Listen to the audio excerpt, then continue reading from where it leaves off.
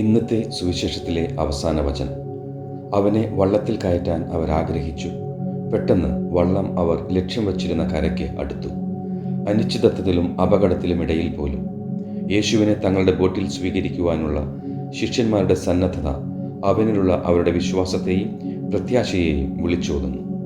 ജീവിതത്തിൽ നമ്മുടെ സ്വന്തം ബോട്ടുകൾ, നമ്മുടെ വെല്ലുവിളികൾ, ഭയങ്ങൾ, അനിശ്ചിതത്വങ്ങൾ പരിഗണിക്കുന്നതിനും യേശുവിനെ അവയിലേക്ക് സ്വാഗതം ചെയ്യുന്നതിനും ഇത് നമ്മെ വെല്ലുവിളിക്കുന്നു. എൻ്റെ നല്ല ഈശോയെ, നമ്മുടെ കൊടുങ്കാറ്റുകളെ ശാന്തമാക്കാനും നാം ആയിരിക്കേണ്ട സ്ഥലത്തേക്ക് നമ്മെ നയിക്കാനും യേശു എപ്പോഴും നമ്മോടൊപ്പമുണ്ട് എന്ന ഉറപ്പ് എന്നെ ഓർമ്മിപ്പിക്കണമേ.